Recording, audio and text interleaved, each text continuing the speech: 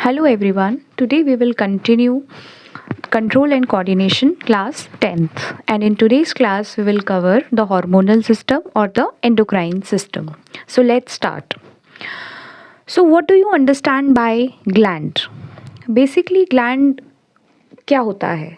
तो ग्लैंड कोई भी ऐसा स्ट्रक्चर है जो कुछ सिक्रीट करता है. अब वो सिक्रीशन कुछ भी हो सकती है, जैसे हॉर्मोन्स भी हो सकते हैं, डाइजेस्टिव जूसेस हो सकते हैं, म्यूकस हो सकता है, स्वेट हो सकता है. ये सिक्रीशन कुछ भी हो सकती है. अब जो ग्लैंड्स है हम उनको 3 कैटेगरीज में डिवाइड करते हैं. 3 अलग अलग प्रकार के ग्लैंड्स होते हैं. Number 1 exocrine gland, number 2 endocrine gland and number 3 is heterocrine gland, जिसको हम मिक्स्ड ग्लैंड भी कहते हैं. तो एक्सोक्राइन ग्लैंड किसे कहते हैं? These release their secretions through ducts that open onto an epithelial surface. तो क्या मतलब है एक्सोक्राइन ग्लैंड का? बेसिकली एक्सोक्राइन ग्लैंड जो होते हैं वो अपनी सिक्रीशंस को डक्ट्स के थ्रू रिलीज़ करते हैं. जैसे कि इसका एग्जाम्पल है लिवर. तो अगर आपको पता है लिवर क्या करता है, तो for example this is liver. तो लिवर सिक्रीट करते हैं बाइल जूस. तो आपको क्या लगता है बाइल जूस को वो डायरेक्टली ब्लड स्ट्रीम में पूर करते हैं? नहीं. बेसिकली लिवर में से एक डक्ट निकलती है, उस डक्ट को हम बाइल डक्ट भी बोलते हैं, और जो लिवर अपनी सिक्रीशन बाइल जूस है वो इस डक्ट के थ्रू लिवर से बाहर सिक्रीट करते हैं. तो यहाँ पर एक डक्ट इज़ इन्वॉल्व. डक्ट एक छोटी सी पाइप होती है जिसके थ्रू जो एक्सोक्राइन ग्लैंड है वो अपनी सिक्रीशंस को पोर करते हैं अपने टारगेट ऑर्गन पे. तो एक्सोक्राइन ग्लैंड में डक्ट्स आर प्रेजेंट. नेक्स्ट है एंडोक्राइन ग्लैंड. एंडोक्राइन ग्लैंड की खास बात ये होती है कि ये डक्टलेस ग्लैंड्स होते हैं. बेसिकली ये अपने सिक्रीशन को डायरेक्टली ब्लड स्ट्रीम में पोर कर देते हैं और ये हॉर्मोन्स को रिलीज़ करते हैं. Endocrine glands always mostly release hormones.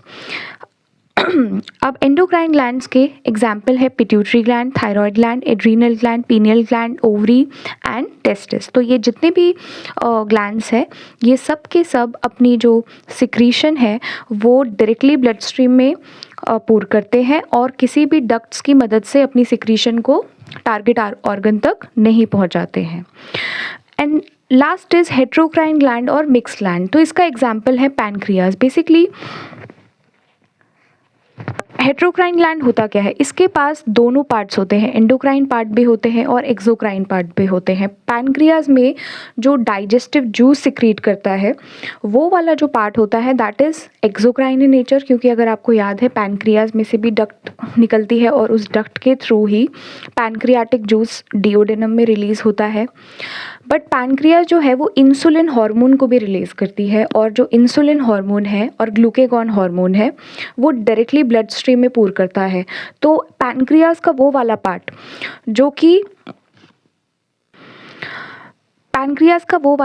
जो कि इंसुलिन या ग्लूकेगॉन को सिक्रीट करता है दैट इज़ एंडोक्राइन पार्ट, और जो पैनक्रियाटिक जूस सिक्रीट करता है डिओडेनम में वो डक्ट के थ्रू करता है, इसीलिए वो वाला पार्ट एक्सोक्राइन ग्लैंड वाला पार्ट है. इसीलिए पैनक्रियाज में क्योंकि एंडोक्राइन पार्ट भी होता है और एक्सोक्राइन भी पार्ट होता है, इसीलिए पैनक्रियाज को हम मिक्स ग्लैंड भी बोलते हैं या तो हेट्रोक्राइन ग्लैंड भी बोलते हैं. आई होप ये डिवीज़न आपको समझ में आ गई होगी. हम लोगों के बॉडी में हमें याद है नर्वस सिस्टम हमारी बॉडी को कंट्रोल एंड कोऑर्डिनेट करने में हेल्प करता है. सिमिलरली हॉर्मोन्स भी हमारी बॉडी को कंट्रोल एंड कोऑर्डिनेट करने में हेल्प करते हैं. और ये जितने भी हॉर्मोन्स हैं, hormones are nothing but they are basically chemical messengers. वो एक केमिकल होते हैं और मैसेंजर्स की तरह हमारी बॉडी में काम करते हैं. और उन हॉर्मोन्स को रिलीज़ करने वाला जो ग्लैंड होता है वो एंडोक्राइन ग्लैंड होता है. तो हॉर्मोन्स को पढ़ने के लिए we need to study the endocrine system. और हमारे शरीर में बहुत सारे एंडोक्राइन ग्लैंड्स हैं, एक एक करके हम उन ग्लैंड्स को पढ़ते हैं. तो अब हम एंडोक्राइन ग्लैंड्स की लोकेशन देख लेते हैं ह्यूमन बॉडी में.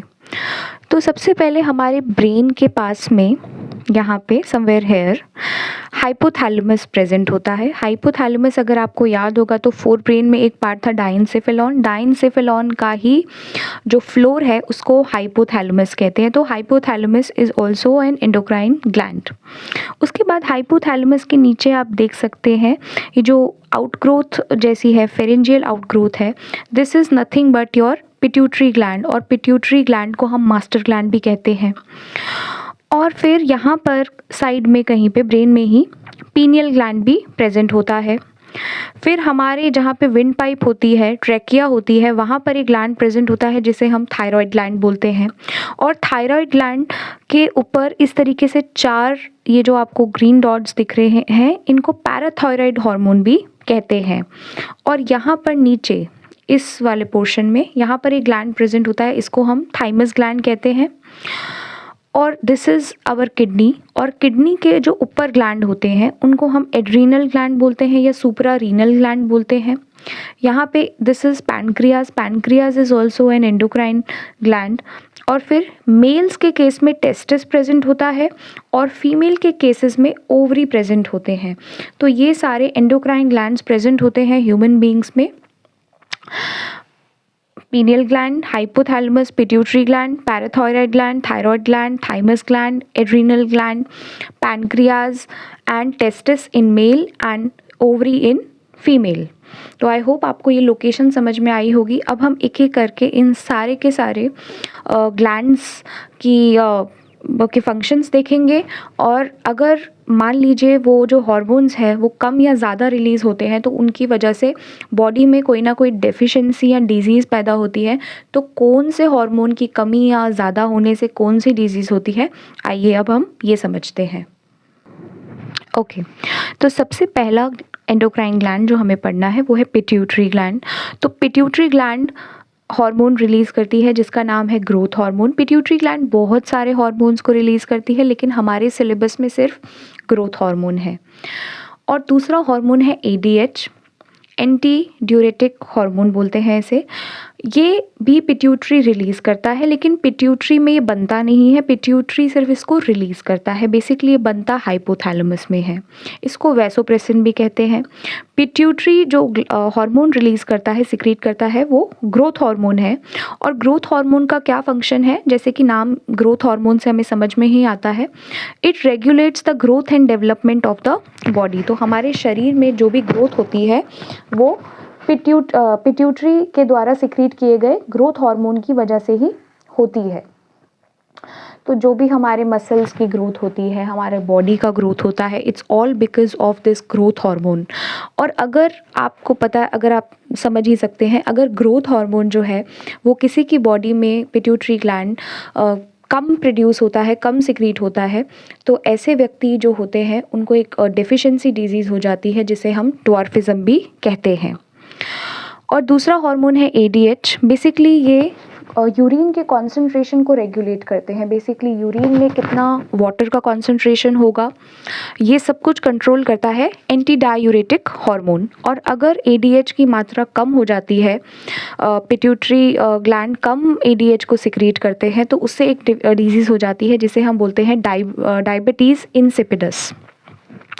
तो ये हमारा पिट्यूटरी ग्लैंड है। Number second is thyroid gland. Thyroid gland is the largest endocrine gland in our body, और ये दो हार्मोन्स को सिक्रीट करते हैं, एक है थायरॉक्सिन और दूसरा है कैल्सिटोनिन। थायरॉक्सिन एक बहुत इंपॉर्टेंट हार्मोन है, ये हमारे शरीर में carbohydrate, protein and fat metabolism को कंट्रोल करता है। ये हमारे बॉडी में बेसल मेटाबॉलिक रेट को भी रेगुलेट करता है, मतलब पूरे के पूरे मेटाबॉलिज्म को रेगुलेट करता है थायरॉक्सिन। तो अगर किसी के बॉडी में थायरॉक्सिन हार्मोन कम रिलीज़ होता है तो उनके मेटाबॉलिज्म पे असर पड़ेगा। जिनके भी बॉडी में थायरॉक्सिन कम प्रोड्यूस होता है, कम सिक्रीट करते हैं, उनको एक डिजीज़ हो जाती है जिसे हम गॉइटर कहते हैं। गॉइटर में आपने देखा होगा जिनको वो जो नेक में स्वेलिंग हो जाती है, बेसिकली थायराइड ग्लैंड जो है वो काफ़ी एनलार्ज हो जाता है, which causes a disease, a condition called goitre. दूसरा हार्मोन जो थायराइड ग्लैंड रिलीज़ करता है वो होता है कैल्सिटोनिन। कैल्सिटोनिन हमारे ब्लड में कैल्शियम लेवल को रेगुलेट करता है। Next is adrenal gland. Adrenal gland जो है, जो हम लोगों ने देखा था किडनी के ऊपर पाया जाता है, इसको सुप्रा रीनल ग्लैंड भी बोलते हैं। ये एक हार्मोन रिलीज़ करता है जिसका नाम है एड्रेनलिन। एड्रेनलिन को हम लोग इमरजेंसी हार्मोन भी बोलते हैं। ये बेसिकली हमारी बॉडी को प्रिपेयर करता है इमरजेंसी सिचुएशंस को डील करने में। जैसे कि कोई भी इमरजेंसी सिचुएशन अगर हमें हमारे जीवन में आन पड़ी तो उस टाइम हमारे बॉडी में एड्रेनलिन सिक्रीट हो जाता है। Next is pancreas. पैनक्रियाज का जो एंडोक्राइन पार्ट है वो दो हार्मोन्स को रिलीज़ करता है, इंसुलिन एंड ग्लूकेगॉन। बेसिकली इन दोनों का जो इफ़ेक्ट है एंटागोनिस्टिक है, उल्टा है। इंसुलिन क्या करता है, हमारे शरीर में ब्लड शुगर लेवल को डिक्रीज़ कर देता है। और मान लीजिए अगर इंसुलिन की मात्रा हमारे पैनक्रियाज में कम सिक्रीट हो रही है तो एक बीमारी हो जाती है, और बहुत फेमस बीमारी है जिसका नाम है डायबिटीज़ मेलाइटिस हो जाता है। और दूसरा हार्मोन जो पैनक्रियाज सिक्रीट करती है that is glucagon. Glucagon insulin का बिल्कुल उल्टा काम करता है। ये हमारे ब्लड में ग्लूकोज का लेवल, शुगर का लेवल जो है इंक्रीज़ कर देता है। It increases the blood sugar level. Now next is testis. Testis of course males में प्रेजेंट होते हैं और टेस्टिस हार्मोन रिलीज़ करते हैं, सिक्रीट करते हैं जिसका नाम है टेस्टोस्टेरॉन। और testosterone is a male sex hormone. ये मेल के सेक्सुअल ऑर्गन्स के डेवलपमेंट का कारण बनता है। और जितने भी सेकेंडरी सेक्सुअल कैरेक्टर्स होते हैं मेल्स में, it is all because of the hormone known as testosterone. और दूसरा एंडोक्राइन ग्लैंड है that is ovary. Of course it is only present in the females. Ovary release करते हैं दो hormone, oestrogen and progesterone. Oestrogen and progesterone क्या करते हैं, जितने भी सेक्सुअल ऑर्गन्स होते हैं वुमेन में, गर्ल्स में, उनकी डेवलपमेंट करता है। सेकेंडरी सेक्सुअल कैरेक्टर्स फीमेल में। और जो प्रोजेस्ट्रॉन होता है वो प्रेगनेंसी को मेंटेन करने में भी हेल्प करता है इन वुमेन। तो ये सारे रोल्स हैं एंडोक्राइन ग्लैंड के। तो ये सारे डिफरेंट एंडोक्राइन ग्लैंड्स थे, उनके द्वारा सिक्रीट किए गए हार्मोन्स थे और उनके द्वारा किए गए फंक्शन थे। तो जैसे कि हमने देखा हर एक एंडोक्राइन ग्लैंड अलग अलग हार्मोन को सिक्रीट करता है और हर एक हार्मोन का अलग अलग फंक्शन है और हर एक हार्मोन की अपनी अपनी इम्पोर्टेंस है। तो हमारे सिलेबस में एंडोक्राइन सिस्टम में सिर्फ इतना ही है। With this we have completed the control and coordination in animals. In next class we will begin with the control and coordination in plants. Thank you so much.